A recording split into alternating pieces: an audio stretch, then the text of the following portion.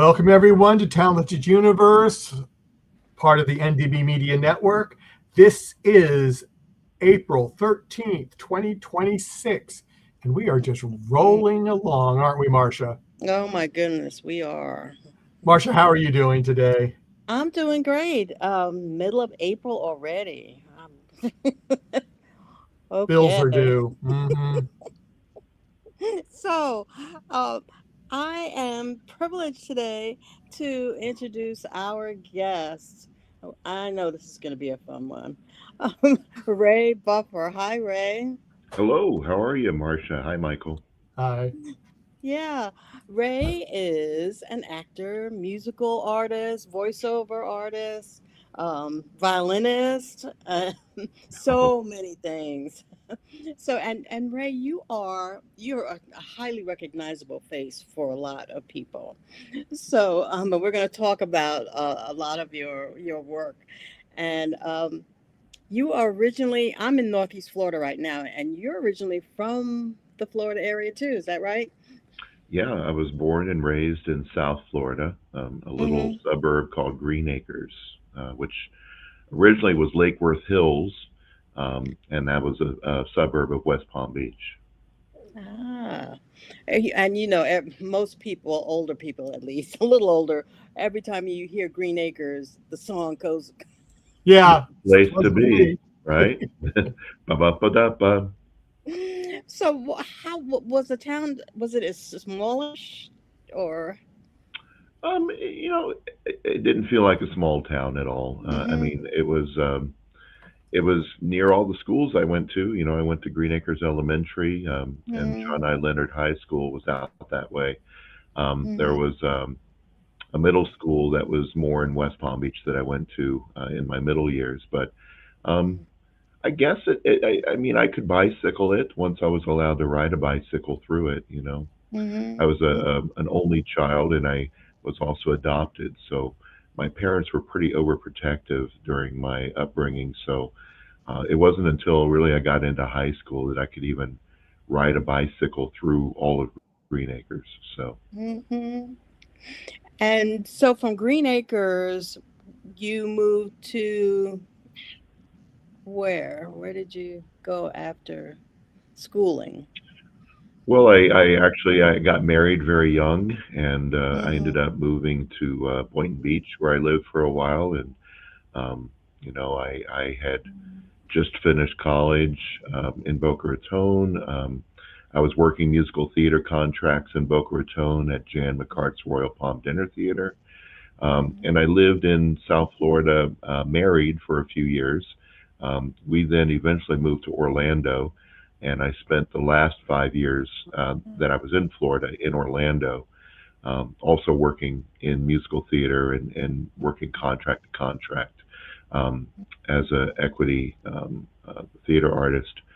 Um, my ex-wife now was promoted from Disney World to Disneyland, and so the company moved us to Southern California in Oh, '99, and so I've been in okay. California ever since.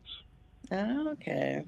Well, what's really fun sometimes about researching our guests, if I took all your credits and printed them out, they would and roll them out, they would like go through my whole living room. It would you have so many, so Yeah, many. a lot of those earlier credits were background roles, but I did get Hmm. started fairly early in Florida, and then Hmm. when I got to California, I kind of continued that in the early 2000s, and then the real kind of guest star roles, the real leading, the more recognizable roles came along later. But yeah, that's I've been around, and when I look back, even it's fun to see some of the things I got to be a part of, even if it was a small part in Florida. I mean, Ace Ventura: Pet Detective, True Oh my Lies. I mean, gosh.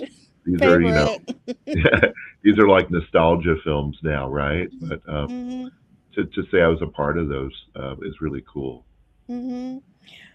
When you think about that, well, how okay, I have my Wayback Machine here, and you might remember Mr. Peabody and Sherman from the from the cartoon, I the do, Wayback. I do. So I like to put a coin in the Wayback Machine. So we're in your Wayback Machine right now and Okay. discovering your past. But when you mentioned Ace Ventura, and to think of how long ago that was, actually was Yeah. 1994. I looked it up. I was like, wow. Well, how did you get started You in know, acting? I mean, as just in general in the arts, I fell in love with music first. I started taking violin lessons in fifth grade while I was in elementary school, and that continued on through middle school. And in middle school, I also was introduced to vocal singing, to choral work, and Mm, I really enjoyed doing that because here I was able to make music without having to pick up an instrument. Right, the instrument is your yeah. voice. And then from there, I around eighth grade, I learned about musical theater, that Mm, you could actually sing and you could be on stage and act at the same time. mm, Never became a dancer, but I am a singer actor. And once musical theater bug hit me, all through high school, I was all about musical theater.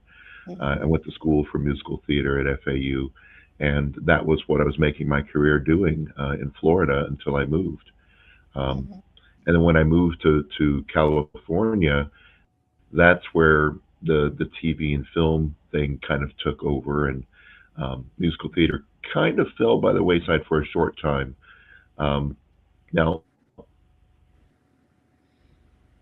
going back, I did do some background work in film and TV while I was in Florida. That's why those I have those credits. But mhm, but yeah, primarily I was focused on musical theater mhm, back then.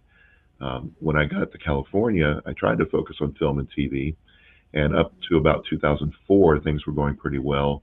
Then they kind of fell off, and so I went back into musical theater, but by a different route. I started working in marketing and development for some companies.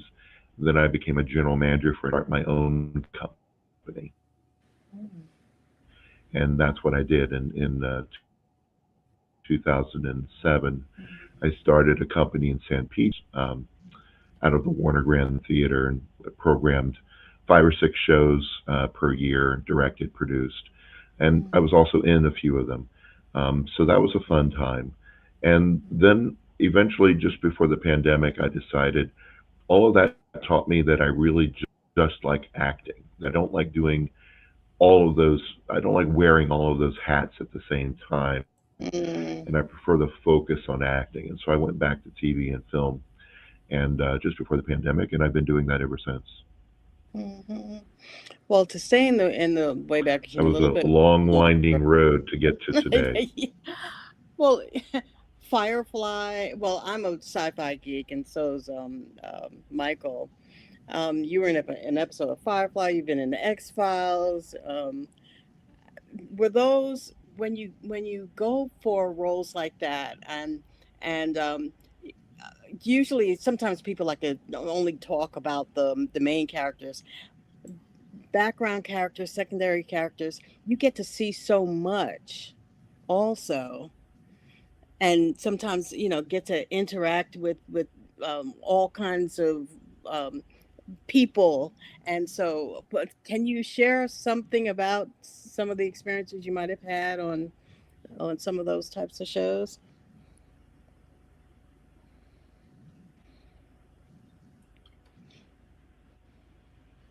Yeah, I'm trying to follow you. Some of the videos a little garbled, so I heard you mention the X Okay. Files. Mm-hmm. One memory that I have from working on that was it was. I remember. I think I was just playing a pedestrian, and it was an overnight shoot, and it was very cold, and I was wearing a wool coat, and they had these little portable heaters set up on the back lot. And I remember I was just chatting away with probably another background person, or maybe it was a stand in, and um, sipping my coffee. It was like 3 in the morning. And, I had a nice little spot in front of the heater. And all of a sudden, someone said, "Dude, you're on fire."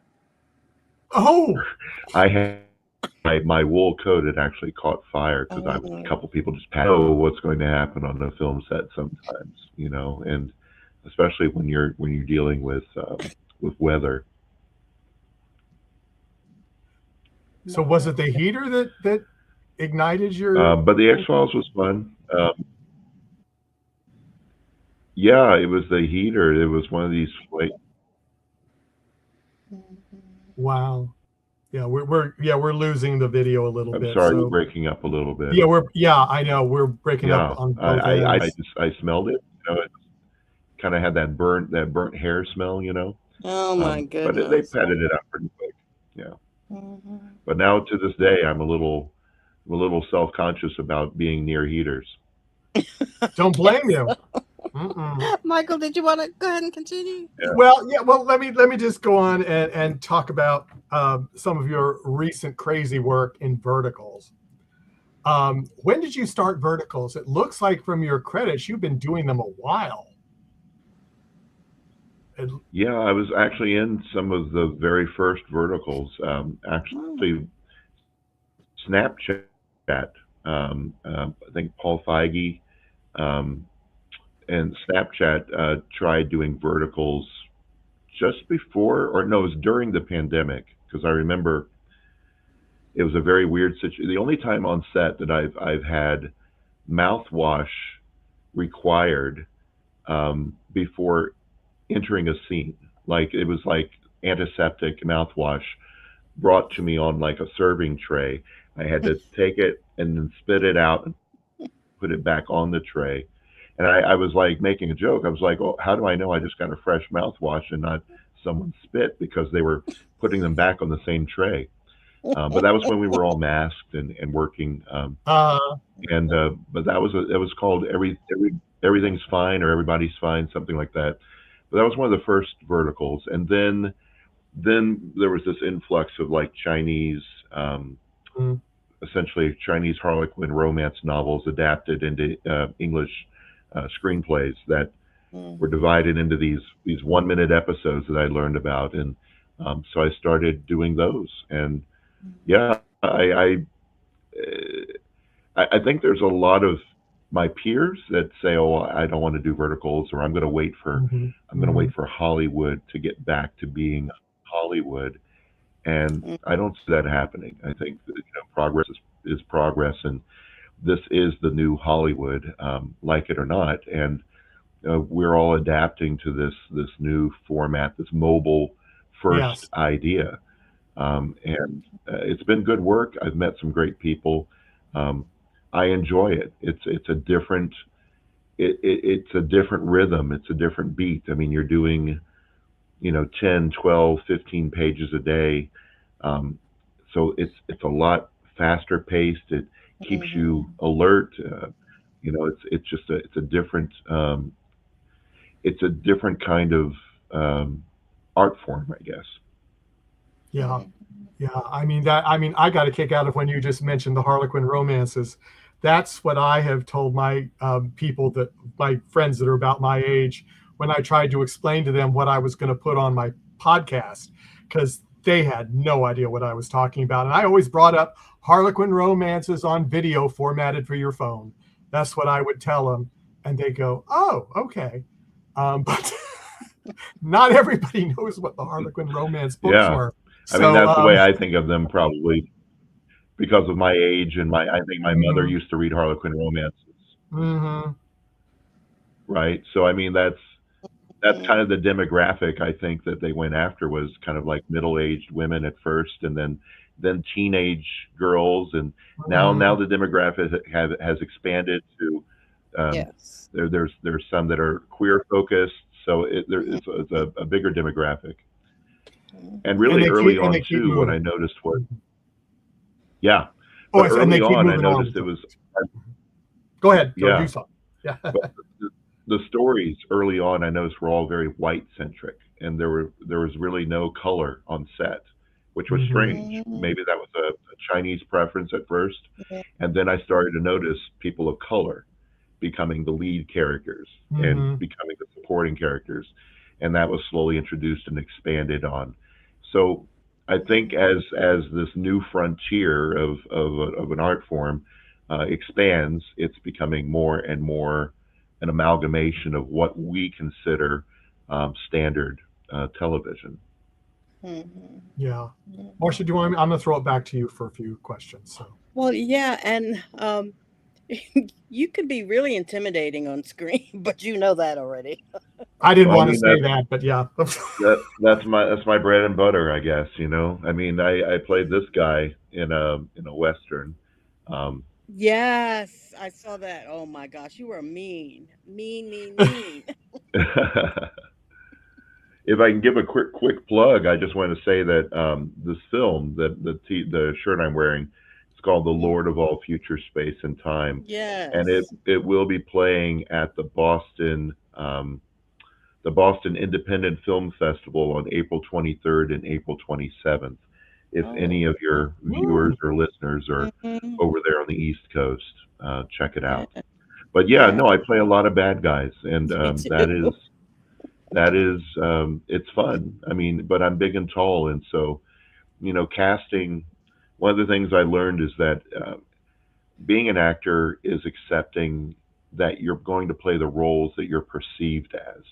It may not Mhm. necessarily be what you want to play. It may not be what you see yourself as, but it's what the world sees you as.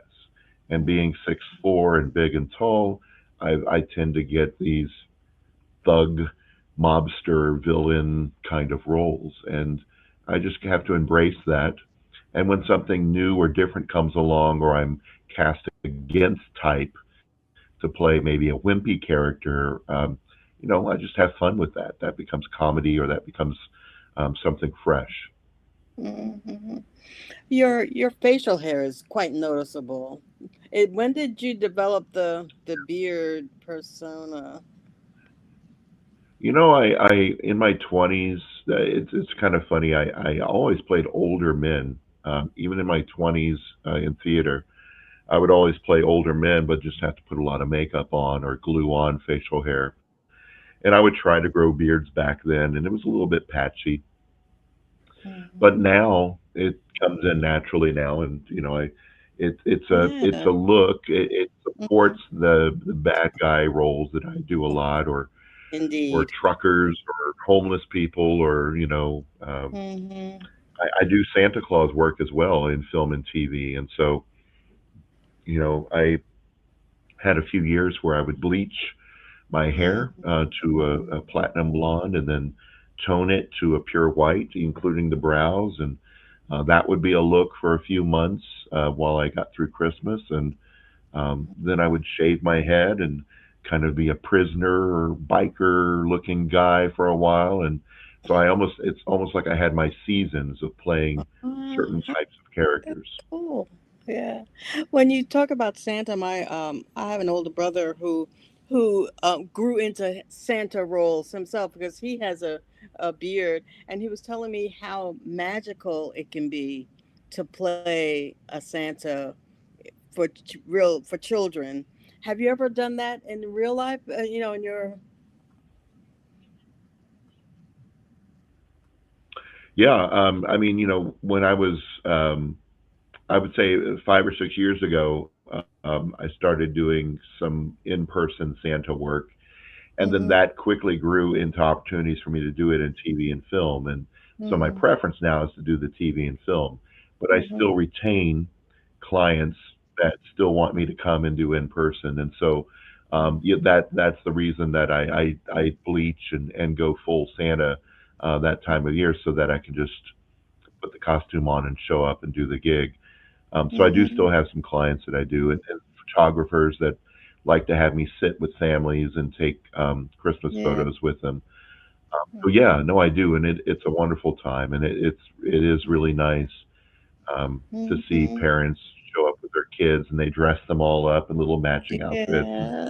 they all come out, and it's a very special time, Mhm. especially when you know the child still believes and still is just in wonder of it all. Mhm. And it makes it challenging sometimes. When Santa leaves, children always like to follow and see Santa get to his sleigh, and so I have to be very creative sometimes about my escape. But yeah, Oh, I Oh, bet. that's it's a cool. I fun never time. thought about that.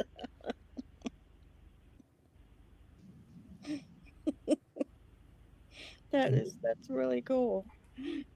If I don't ask you about this one film that you had a part in, I will not be able to leave this room. So you were in Get Shorty, which is my Okay. partner's one of his favorite films, and he wanted to know if you had any Tarantino tidbits or any.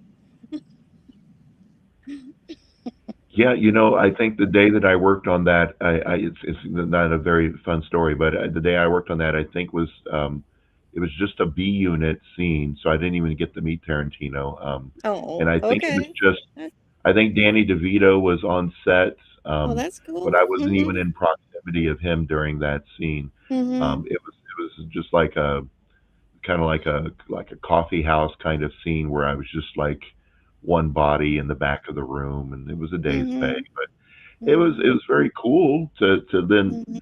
I mean, at the time, you never know what something's going to be, right? You don't know what a Right. class is it's going to be. But yeah, years later, when I look at my resume and I see, oh yeah, I worked a day on Get Shorty.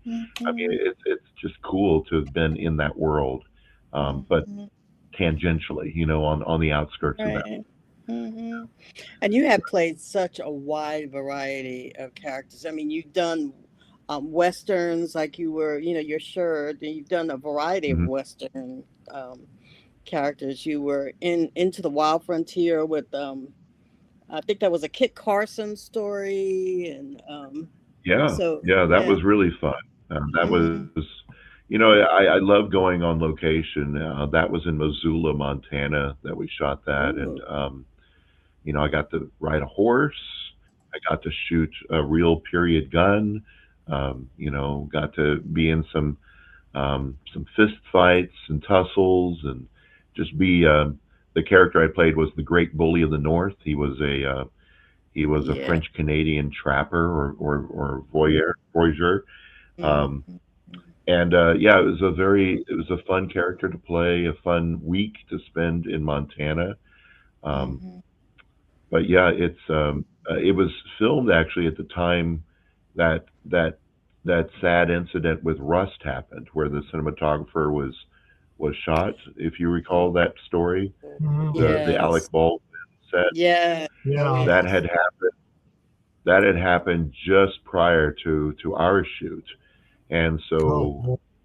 set safety, the armorer, everything was like on high alert, and we had to make Hmm. sure that we had, double layers of plexiglass in front of the camera lens when I shot my gun towards the camera. Hmm.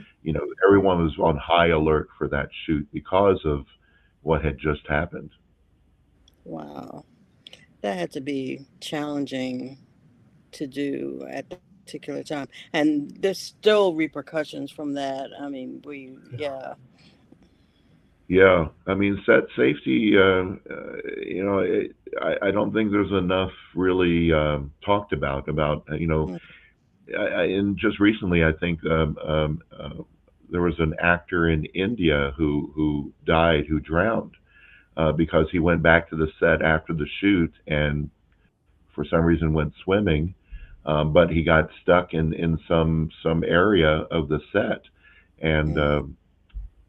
you know, safety begins before you shoot and ends after you shoot. I mean, the producer is liable for all that time. Anytime it's considered a movie set, whether you're shooting on it at that time or not. So, um, liability is a big thing with film Mm-hmm. sets.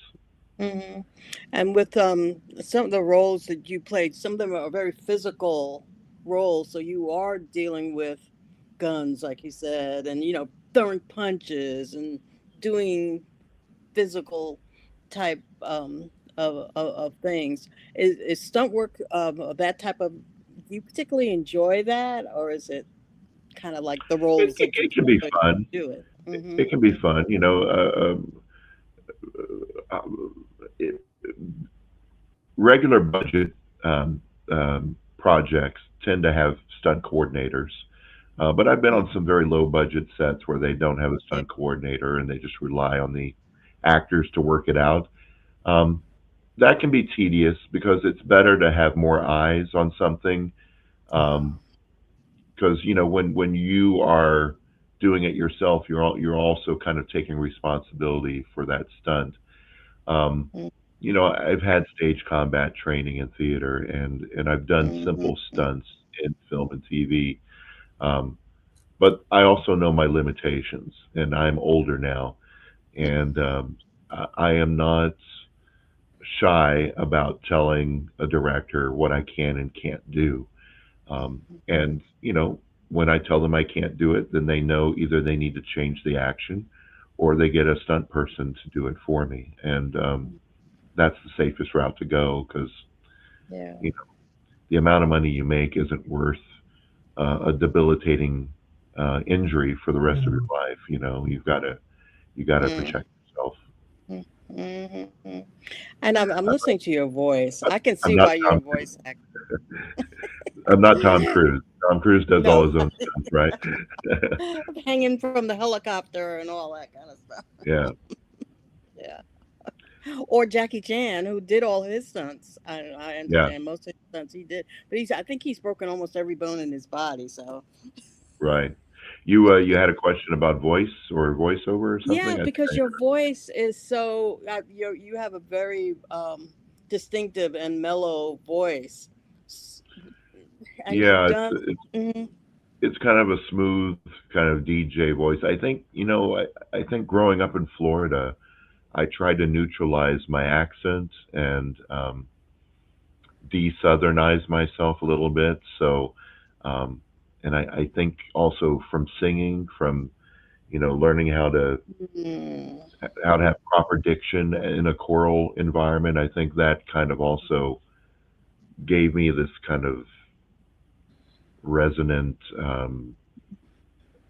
yeah, DJ you can kind of really voice, hear it. Mm, which in some ways is helpful, and in some ways it also sounds. It's not always right for every circumstance. You know, some people just want you to talk, normal, just no resonance, no breath support, just words. But I always support my words when I speak, mm, and so mm, that kind of gives me a distinct sound. mhm. What are some of your favorite accents to use? Because you've used several. Yeah, I mean, I like French Canadian. New York takes me a while to get into because I didn't spend much time in that environment. Boston, I had to study for a while. Um, Mm, Southern comes back natural. I can always go back to my roots and put a little twang in my voice, and mhm. remember when I said instead of saying idea, I would say idea. I got an idea. Let me talk to you I've about heard that. that one. Mhm, And I used to, mhm, instead of yellow, I guess this was a child speech impediment. I would say lello mm, instead of yellow. I couldn't do white. mhm. My Hmm. screen just went black. But you guys can still see me, right? Yeah, Yeah, we I can can see. still see you. Hmm.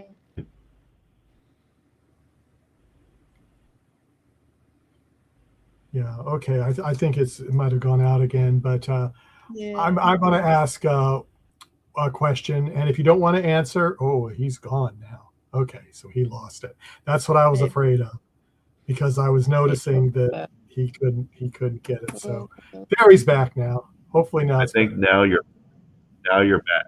Yeah.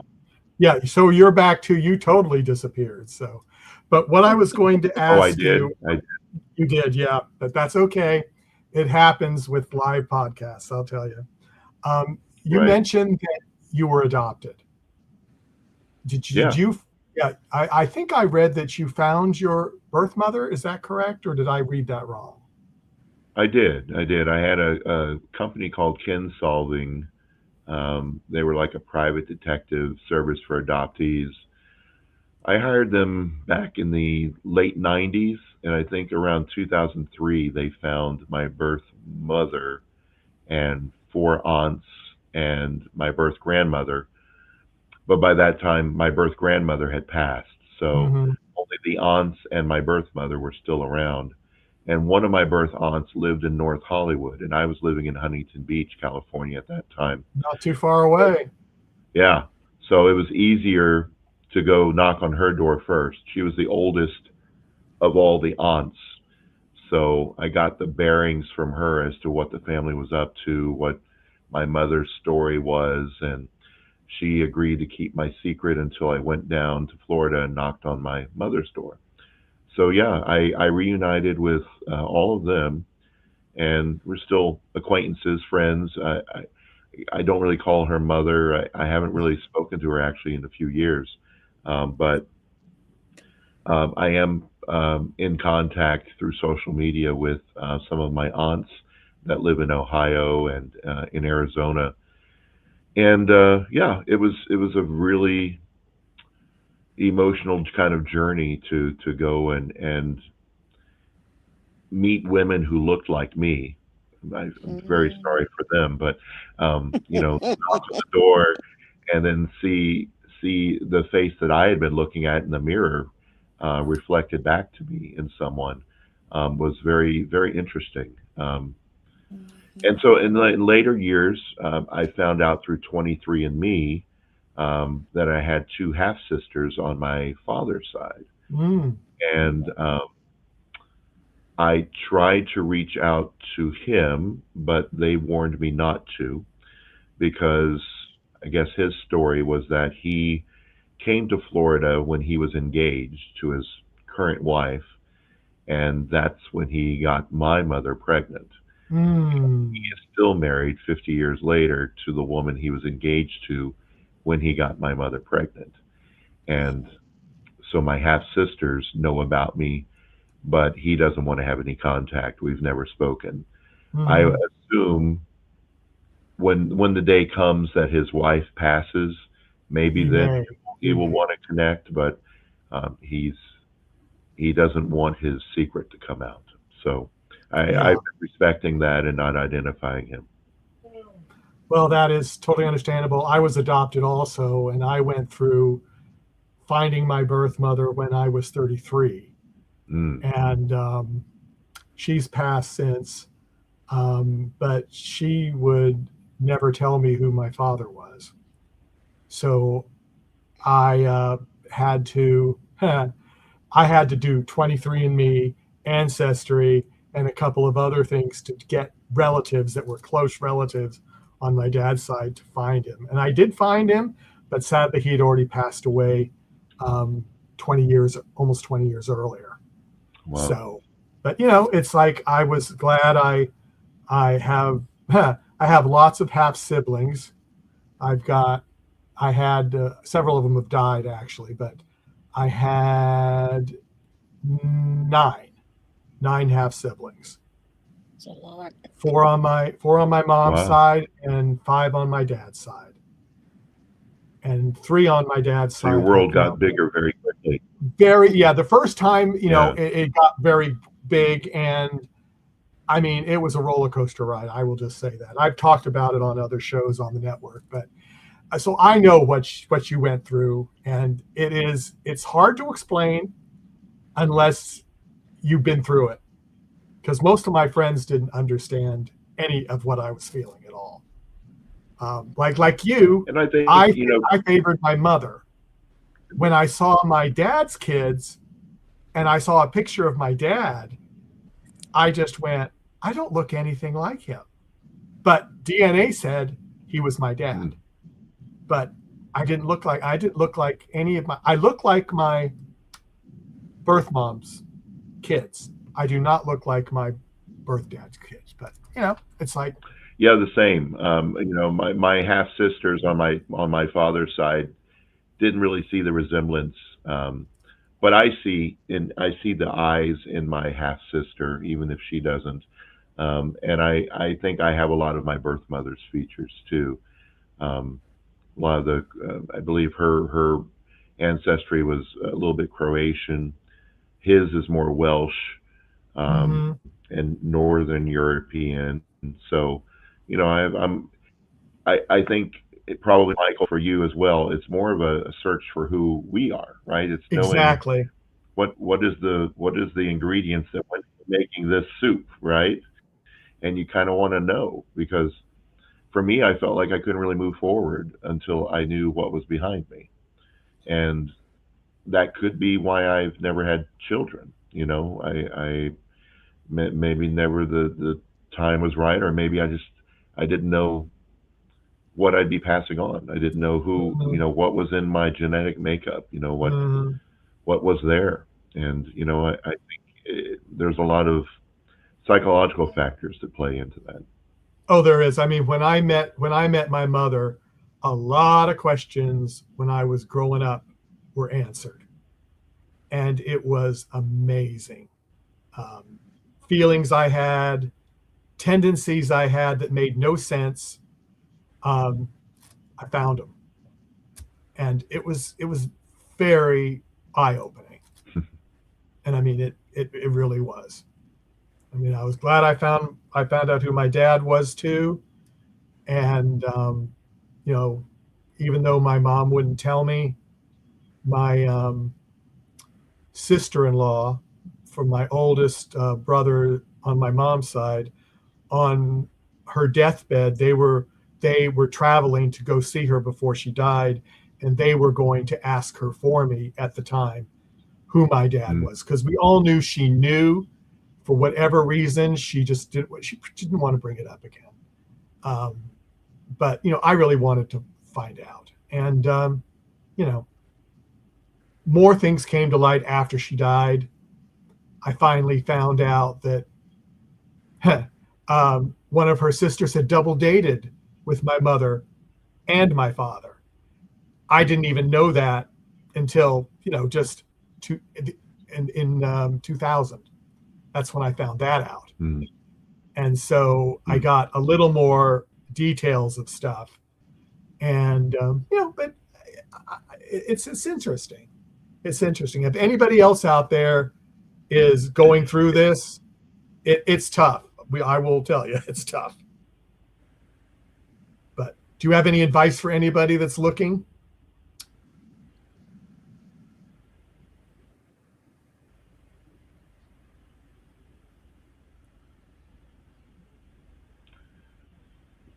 Sorry, Oh, I'm sorry. I said, did you have any advice for anyone that is searching since you've been through it? well, yeah. I mean, I was an activist early on yeah, I was a bit of an activist in my day, early on for open records in Florida. Mhm. Um, there was an organization, I believe they're still around, called Bastard Nation. Um, but you can Google them, and I believe a lot of resources come up. A lot of states have since opened their closed Yeah. adoption records as well. Mhm. They are a player in trying to get that done in all 50 states. So that would be one resource. Yeah, that is good. Well, Marcia, I guess you go to a closing question for you, and then we will wrap things up. I've taken up too much time.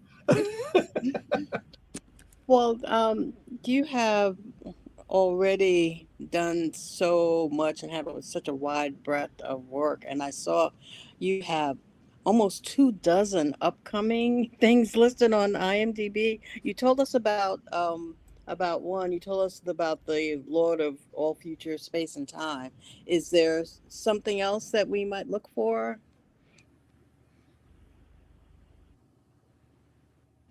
coming up?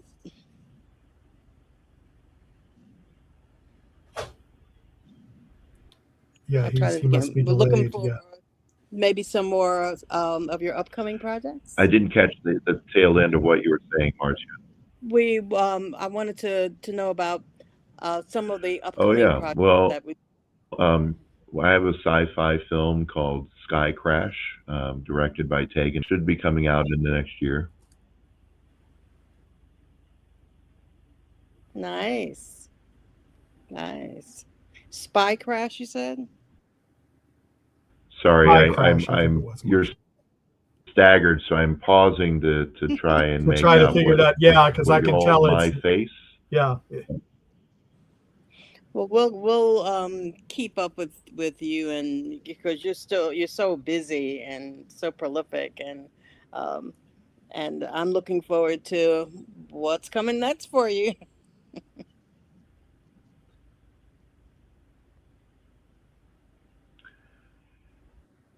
Yeah, I mean, my Instagram is where I update things daily, and my website, raybuffer.com. People can find Hmm. out what I'm doing or what's coming out there, any film festival appearances that I have coming up. Excellent, excellent. Well, thank you for joining us today. It's been fascinating. So happy to have chatted with you.